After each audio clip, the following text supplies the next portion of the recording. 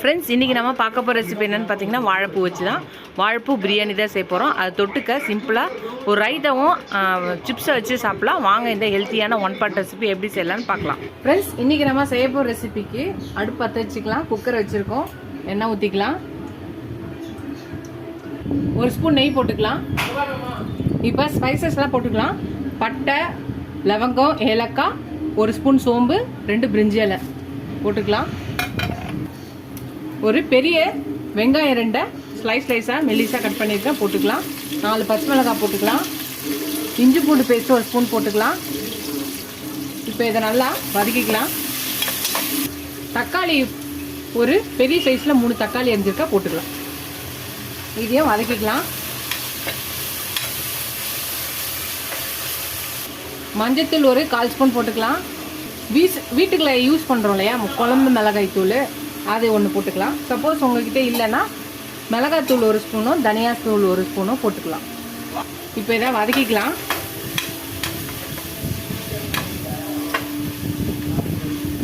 இப்போ இந்த ரெசிபியோட ஹீரோ ஹைலைட்டு என்னன்னு பார்த்தீங்கன்னா, வாழைப்பூவை நல்லா கட் பண்ணி க்ளீன் பண்ணி இந்த மாதிரி 2 அரிஞ்சு வச்சுருக்கேன்.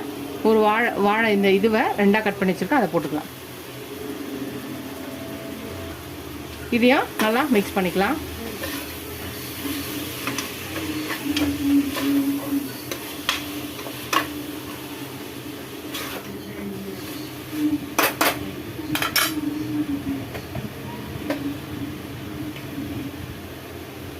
புதினா கொஞ்சம், கொத்தமல்லி கொஞ்சம் பொடியை நறுக்கினதை போட்டுக்கலாம். இதையும் நல்லா வதக்கிக்கலாம். இப்போ கழுவி வச்சிருக்க அரிசியை போட்டுக்கலாம். இப்போ இதையும் சேர்த்து மிக்ஸ் பண்ணிக்கலாம்.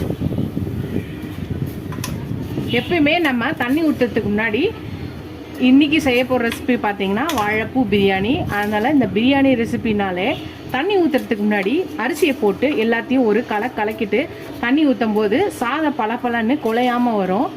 இது ஒரு சின்ன டிப்ஸ். இதுக்கு தேவையான அளவு உப்பு போட்டுக்கலாம். இப்போ இதையும் சேர்த்து நல்லா மிக்ஸ் பண்ணிக்கலாம். இப்போ இதுக்கு தேவையான அளவு தண்ணி ஊற்றிக்கலாம். 1 கிளாஸ் அரிசிக்கு 2 கிளாஸ் தண்ணி ஊற்றியாச்சு. எல்லாத்தையும் ஒரு கலக்கிடலாம்.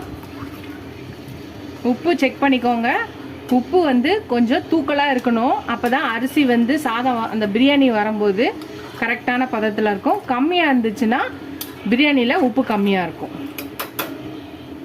கடைசியாக கொஞ்சம் புதினா போட்டு ஒரு கலக்கிட்டு குக்கர் போட்டு மூடிடலாம். விசில் போட்டு கரெக்டாக 2 விசில் வந்தோடனே ஆஃப் பண்ணிவிட்டு ப்ரெஷர் அடங்கணும்னு ஓப்பன் பண்ணலாம்.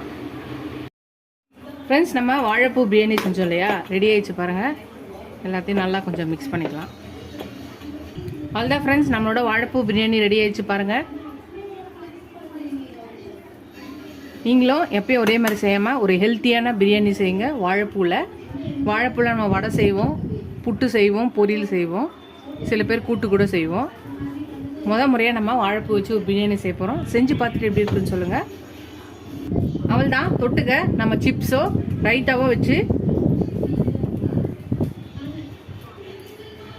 சூப்பராக இருக்குது. இந்த வெயில் டைமில் டக்குன்னு நம்ம செய்யக்கூடிய ரெசிபி தான் இது. ரொம்ப நேரம் கிச்சனில் வேலை செய்யாமல் சமைக்காமல் இந்த மாதிரி டக்குன்னு சிம்பிளாக ஒரு பிரியாணி ரெசிபியை செஞ்சுருங்க. ஹெல்த்தியானதாகவும் செஞ்ச மாதிரி இருக்கும். சீக்கிரம் டக்குன்னு செஞ்ச மாதிரி இருக்கும். ஃபஸ்ட் இந்த வீடியோ இதோட முடியுது. செஞ்சு பார்த்துட்டு எப்படி இருக்குன்னு சொல்லுங்கள். அடுத்த வீடியோவில் அடுத்த ரெசிபியில் பார்க்கலாம். ஃபஸ்ட் டைம் என் சேனலை பார்க்கணும், சப்ஸ்கிரைப் பண்ணிட்டு பாருங்கள். இதோட இந்த வீடியோ முடியுது. Tata bye bye friends.